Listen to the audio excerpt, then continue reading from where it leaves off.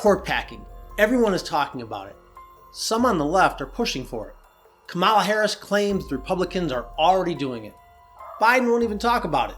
But what is it? How does it affect the country? Would it be good or bad for our country in the long term? Let's find out.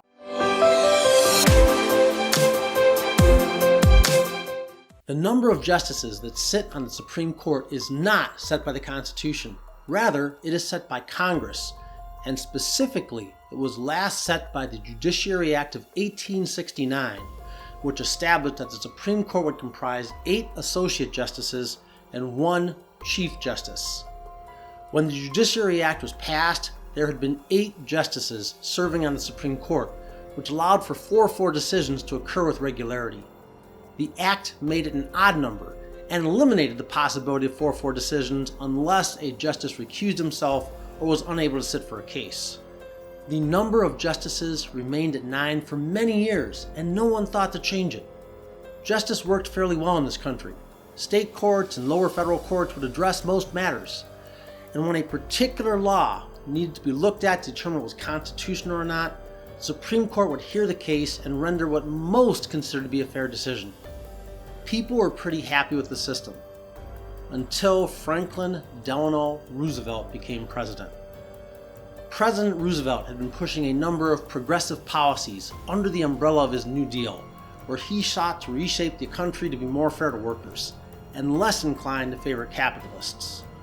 The Supreme Court at the time, however, was not inclined to support President Roosevelt's reforms, and struck down one bill after another.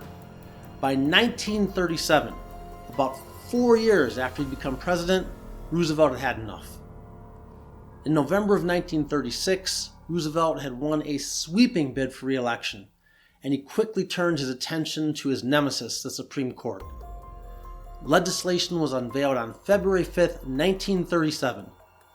This legislation would, for every justice over the age of 70 that was a member of the Supreme Court, add a new justice to the Supreme Court. At the time, there were 6 justices over the age of 70, which means that had Roosevelt's legislation passed, the Supreme Court would have 15 justices. Roosevelt addressed this new legislation in his fireside chat of March 9, 1937, where he tried to sell this to the American people. Now, shortly after Roosevelt's fireside speech, the Supreme Court approved by a 5-4 vote a minimum wage law in Washington state. This was seen as a shift by the Supreme Court, which had not been friendly to similar laws. In particular, Justice Owen Roberts effectively changed his position, and many saw this as an attempt by the justice to save the independence of the judiciary from interference by Roosevelt. There is some question on this point, as Justice Roberts had actually cast his vote prior to the public announcement of Roosevelt's legislation. In any event, the legislature, including many members of Roosevelt's own party, saw the court-packing legislation in a very negative light. In particular, they saw the legislation as an attempt to politicize the Supreme Court by packing it with loyalists, which is actually a pretty fair assessment of what Roosevelt was trying to do. Eventually, the legislation became known as Roosevelt's court-packing legislation, and the legislation failed in Congress. Now, fast forward 83 years, and we still have 9 justices on the court. However, given the remarkable success of the Republican Party in controlling which justices have been appointed to the Supreme Court, members of the Democratic Party, especially those on the far left, are now floating court packing again. However, the same concerns that killed court packing in 1937 are still there now. If, for example, the Democrats are able to take the Senate and the presidency and pass a court packing bill, it will rightly be interpreted as attempting to interfere with the independence of the judiciary, which is supposed to be a co-equal branch of government. And in fact, placing 6 or more loyalist, left-leaning justices on the Supreme Court would effectively be taking control of the judiciary and changing our system of government from one with 3 branches to one with 2. And that is really what court packing refers to, adding more justices that are loyalists to one party to the Supreme Court. In addition, political sentiment in this country tends to swing from one side to the other pretty regularly, which means that in a few years, it is pretty likely that there will be a Republican Congress and president that would just grow the Supreme Court again and swing it back to the right. This could conceivably lead to a never-ending cycle of an ever-growing Supreme Court, and there is little or no doubt that that would absolutely destroy the faith that the American people have in the judiciary and the judicial system. It might be hard to believe, but the vast majority of people in the United States actually have a positive view of the judicial system, unlike Americans' faith in the other branches of government, which is, to say the least, low.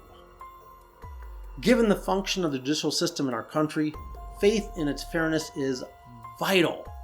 Quite simply, if people do not have faith in the judiciary, they will not rely on the judiciary. The alternative, of course, is anarchy.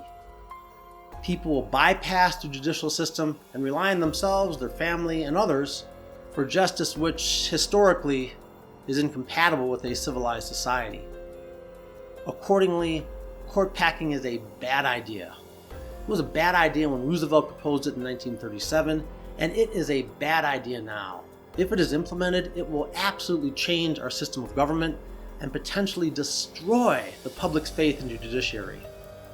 While I understand the frustration that Democrats and especially progressives have with the present makeup of the Supreme Court, that does not eliminate the harm that packing the court would cause. Now, is our system of appointing justices to the Supreme Court perfect? No.